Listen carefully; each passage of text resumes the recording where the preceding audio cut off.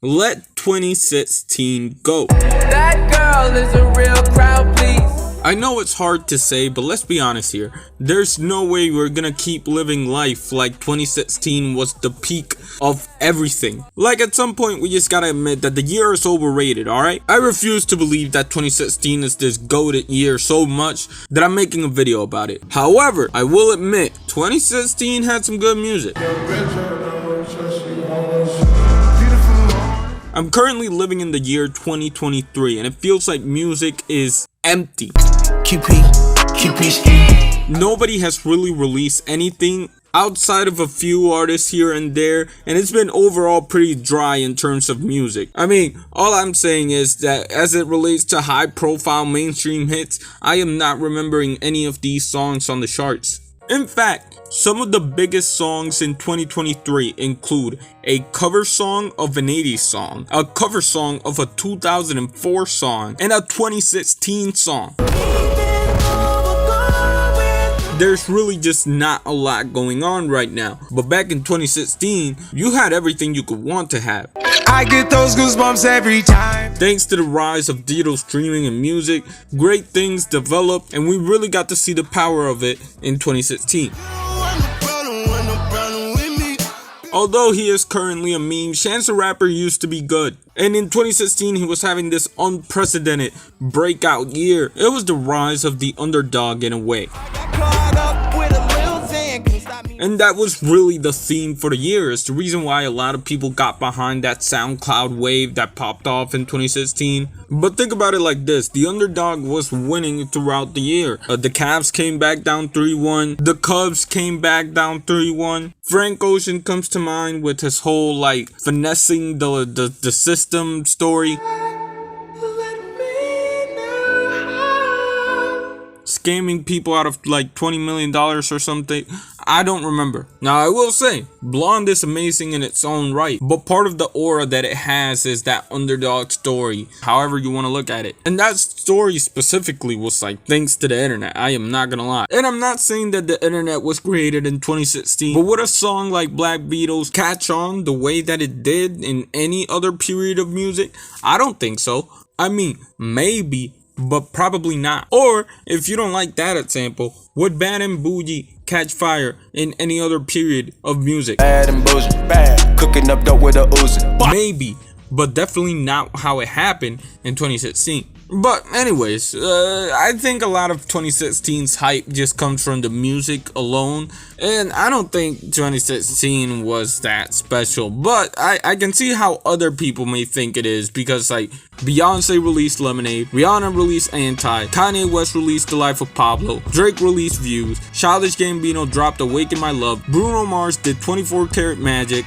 The Weeknd released Starboy. Do I need to go on? Cause I will. J. Cole released For Your Eyes Only, David Bowie Black Star, A Tribe Called Quest, We Got It From Here, Thank You For Your Service, Ariana Grande, Dangerous Woman, Anderson .Paak, Malibu, and lastly but not least, DJ Khaled dropped an album, but you already know about that. And I'm not saying that those albums are all masterpieces or anything, but when people look back and they see how many stars dropped an album in 2016 compared to now, where Frank Ocean doesn't even do a whole concert, I can see why the nostalgia creeps up. But I just want to say that in 2016, people hated these albums. Maybe not all of them, but 24 Karat Magic got like criticism for winning a Grammy. Views was considered to be Drake's worst album. The Life of Pablo was considered to be like very not good. And For Your Eyes Only basically damaged the reputation of J. Cole for years. Still though, people look back at these albums fondly. And I guess it's because life was just great. Stranger Things came out,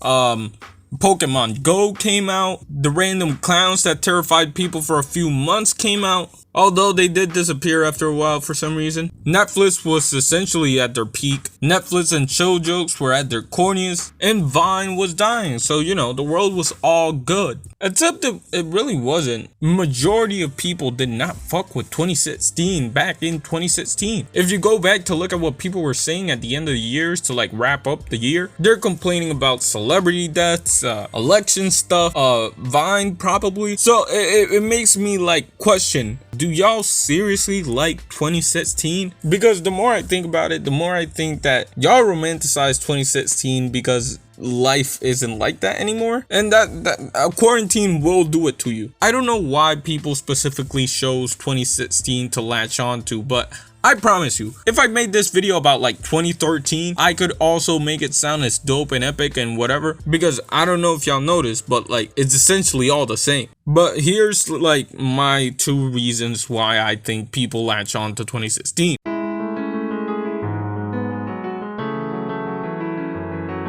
One being that they miss pop culture. For whatever reason in today's age, it feels like there is barely any type of traditional pop culture.